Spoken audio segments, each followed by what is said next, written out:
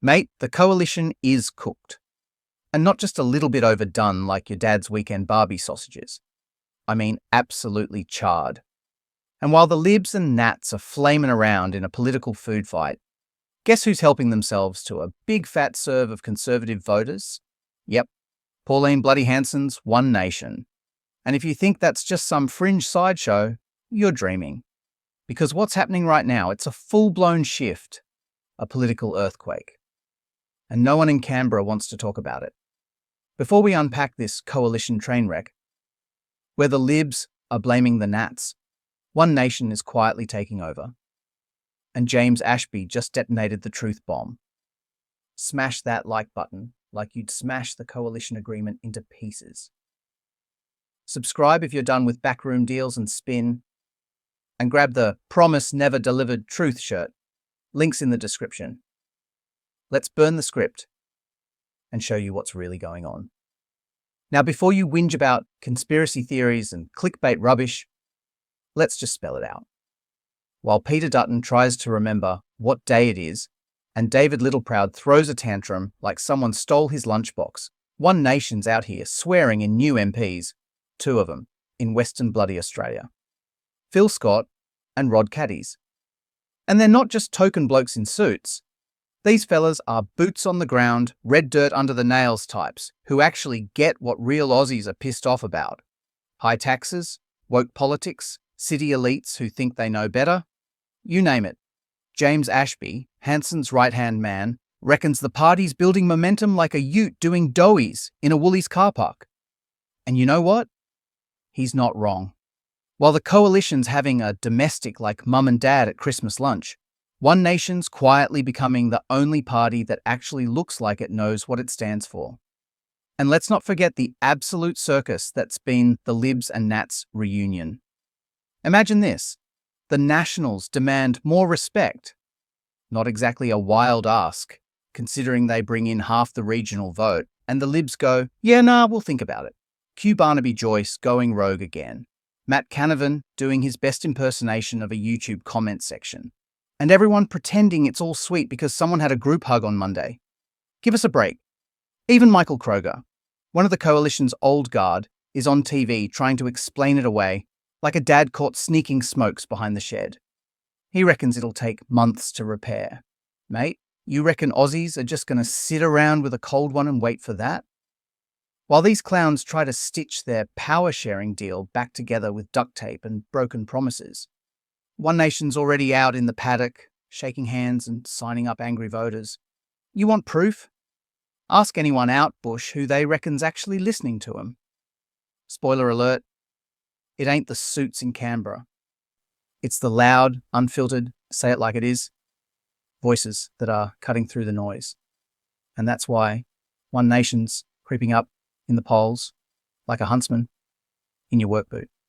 Slowly, silently, then bam, right in your face when you least expect it. Now here's the spicy bit the media won't touch with a barge pole. Some Liberal insiders, and I mean sitting MPs, not random backbenchers, are secretly saying the Nationals are dead weight. That's right. Their own so-called teammates reckon they're better off without them.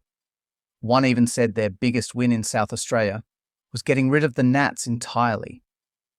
And you're telling me this marriage isn't headed straight for the rocks? Here's the real kicker though.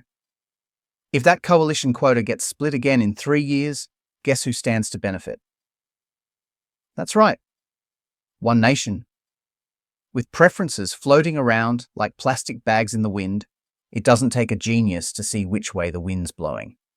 And it ain't toward unity, it's toward rebellion. You've got a coalition that can't even decide who's allowed to disagree in public. Littleproud wants Nationals MPs to vote against the shadow cabinet if they bloody well feel like it. And Susan Lay's sitting there like, yeah, nah, that's not how this works. It's not a party room anymore. It's a schoolyard spat. Except the stakes are a bit higher than who gets the last sausage roll at recess. We're talking shadow ministries, election strategies, and the very idea of what the Aussie right even stands for. Meanwhile, Pauline Hanson's crew is pushing a message that, whether you like it or not, is hitting home with a hell of a lot of people. It's about loyalty, identity, and not being told by inner-city bureaucrats what to say, what to think, or how to raise your bloody kids. And while the other parties are busy arguing over who gets the front bench seat in the political clown car, One Nation's parked up in voters' driveways, offering a lift to anyone who's sick of the ride. Look, I'm not saying One Nation's the answer to all our problems, but if you reckon they're just going to fizzle out while the coalition sorts itself out, you've got rocks in your head. This ain't 2010 anymore. People are angry. The middle class is being squeezed harder than a lemon on a $12 schooner. Super funds are being targeted like they're the bad guys. And housing? Don't even get me started. You've got young Aussies wondering if they'll ever own a home unless they marry a mining exec or win the bloody lotto. And you know what's wild? While all this is going on, Labor's off launching a stealth tax attack, dragging respected economists like Warren Hogan into the mix. And everyone's too busy watching the coalition implode to even notice. It's the perfect storm. And One Nation's standing out there with an umbrella made of pure defiance. So if you're still thinking this is just another political phase, wake up. This ain't a phase. It's a reckoning. The old rules don't apply anymore. The two-party duopoly is cracking, and those cracks are getting wider with every press conference, every backflip, and every awkward, forced handshake on morning TV. Smash that like button. Like you're whacking a tax audit on the Treasurer's desk. Hit subscribe if you're sick of Canberra thinking you're too dumb to notice when they're stuffing it all up. And drop a comment below. Do you reckon the coalition's meltdown is just a lover's tiff, a calculated strategy, or a full-blown political detonation? And yeah, check out the merch. Because nothing says, I see through your bullshit, like a shirt that reads, Promise never delivered truth. Wear it to your local polling booth and watch the establishment squirm. Catch you next time, legends. And remember, in Australian politics, nothing's ever really fixed. It's just duct taped together until the next blow up. Stay woke, stay cheeky, and never trust a politician who smiles too much.